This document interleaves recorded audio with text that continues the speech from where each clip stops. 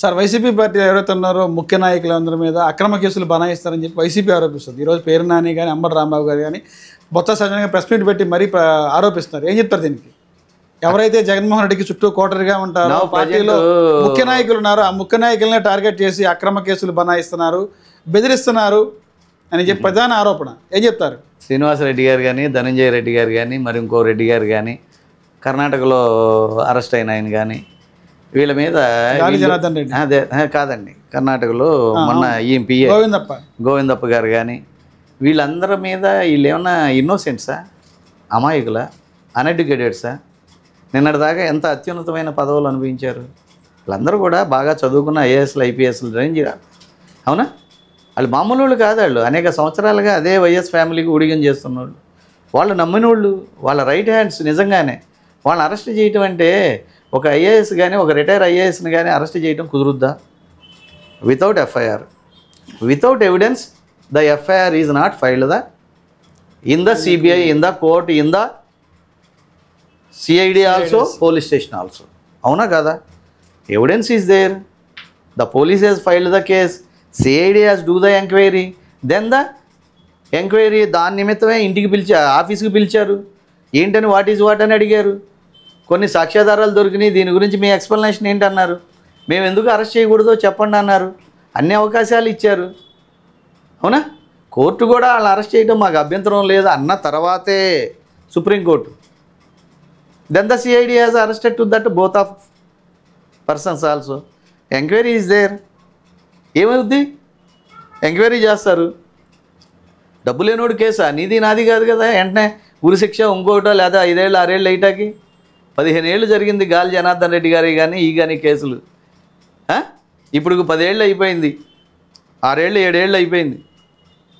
ఇది వివేకానంద రెడ్డి గారి హత్య కేసు. ఏమైనాయి? ఇంకా 10 ఏళ్ళు జరుగుతాయి. అంతేగాని వీటిలో మనం వీటి గురించి మాట్లాడుకోవాల్సిన అవసరం. కూటమి ప్రభుత్వం మీద ప్రముఖ న్యాయవాది కాంగ్రెస్ పార్టీ మాజీ ఎంపీ ఉండవల్లి అరుణ్ కుమార్ ఒక సంచలన ఆరోపణ అయితే చేశారు. అదనపు డీజీపీ స్థాయి అధికారులు పనిచేసినటువంటి వ్యక్తులను కూడా ఈ ప్రభుత్వం అక్రమ కేసులు బనాయించి జైల్లో పెడుతుంది. ఇది ఒక కొత్త విధానానికి నాంది పలుకుతుందని చెప్తారు. దాని ఉదాహరణ పిఎస్ఆర్ ఆంజనేయ గురించి చెప్తారు. ఎలా స్పందిస్తారు ఇది? ఏమంటే ఎవరికైనా కుల ఫీలింగ్ ఉంటుంది, ఎవరికైనా కుల ఫీలింగ్ ఉంటుంది. వాళ్ళ కులంలో ఒక రెబల్ అతను 18-20 మందిని షూట్ చేసినటువంటి వాడు, ఎన్కౌంటర్లు చేసి ఎన్నో 18-20 ఫ్యామిలీలు ఏ విధంగా బాధపడినాయో. ఇంటికి సంపాదించే భర్త తాగొచ్చు, రౌడీజం చేయొచ్చు, ఆ విధంగా తీసుకెళ్ళి కాల్పులు జరిగినటువంటి అది ఎంత దారుణం. అది ఎవళ్ళో ఒకళ్ళు ఉసురు తగలదా? లేకపోతే ఎక్కడ జత్వాని, ఎక్కడ బొంబాయి, ఎక్కడ జిందాలు కర్ణాటక, ఈయనకి మెడకు చుట్టుకుంటాం ఏంటి? ఈయన మెడకు చుట్టుకుంటాం ఏంటి? ఆయన ఐపీఎస్ ఐజీ రేంజ్ అండి. అలాంటి ఆయన మీద ఆ విధంగా కేసు కట్టి లోనేశారంటే ఎవిడెన్స్ లేకుండా ఇందాక నేను చెప్పింది ఈయనకి కూడా వర్తిస్తుందండి. ఆయన మీద స్పెషల్గా చెప్పాల్సిన పని లేదు. ఇదే విజయవాడలో ఎంతమందిని ఎన్కౌంటర్ చేశారో చూసాం. ఇదే వల్లభనేని వంశీ అతని మీద ఏ విధంగా కేసులు ఫైల్ చేసి ఆ రోజున మరి మహిళల విషయంలో అతను ప్రవర్తించిన తీరు అన్నీ తేటతెల్లం ఇదే మీడియాలు చెప్పినాయి ఆ రోజున. ఇవాళ అతను ఎలా ఉత్తముడైపోతాడు? ఐపీఎస్ అయితే తప్పు చేస్తే అరెస్ట్ చేయకూడదా?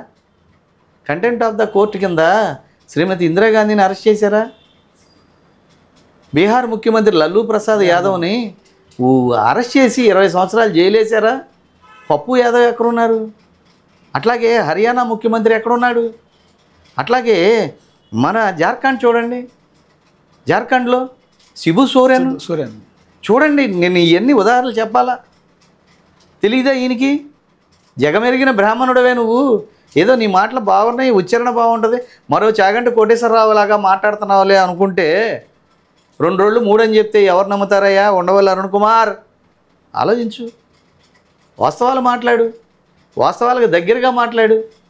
అంతేగాని ఇప్పుడు ఆ రోజున నువ్వు ఇదే రామోజీ మీద కేసు పెడితే అందరూ అప్రిషియేట్ చేశారు. జరిగిన అవకతవకలు కనపడినాయి, లీజుకు తీసుకుని ఆక్రమించుకున్నాయి కనపడినాయి, ఎవరెవరికి ఎగ్గర కొట్టింది కనపడింది. నువ్వు ఫైల్ చేసావు, కోర్టు నీ పక్కన ఉంది, జడ్జి నీ పక్కన ఉన్నాడు, నీ కేసు నువ్వు వాదించుకున్నావు.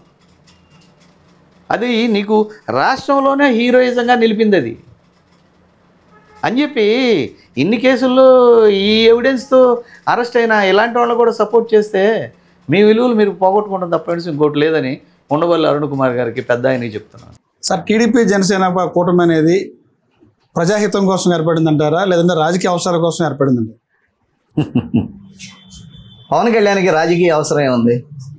పవన్ కళ్యాణ్ సీఎం కావాలనుకున్నాడా? అయితే మొన్నే బేషరతుగా ఒక 50-60 సీట్లు తీసుకునేవాడు, 2 ఏళ్ళు నువ్వుండు 2 ఏళ్ళు నేనుంటాను అనేవాడు. అసలు మీరు ఏమడుగుతారు సార్? దయచేసి ఆలోచించండి. సొంత ఆస్తులు కూడా మొత్తం పేద ప్రజల కోసం, కిడ్నీ రోగుల కోసం, ఉద్దానవనం రోగుల కోసం, కౌలు రైతుల కోసం, పేద ప్రజల కోసం, పంచాయతీలకు కూడా ఇంతవరకు ఏ ఒక్క రాజకీయ నాయకుడు సొంత నిధులు ఇవ్వలేదే. ఎలా ఇచ్చాడండి మహానుభావుడు? ఒక్కసారి ఆలోచించండి, ఎలా ఇచ్చాడు? మంచి చెప్పుకోవాలి. కమ్యూనిటీ వైడ్గా ఎందుగా ఆలోచించాం కాబట్టి కమ్యూనిటీ వైడ్గా నువ్వు చేయక తప్పదని చెప్పా. ఇవాళ మరో పుచ్చలపల్లి సుందరయ్య లాగా సర్వం ప్రజల కోసం దారపోసిన మహా గొప్ప వ్యక్తి పవన్ కళ్యాణ్. పవన్ కళ్యాణ్కి ఏ రాజకీయ లబ్ధి కావాలని వెళ్ళాడండి? చెప్పండి.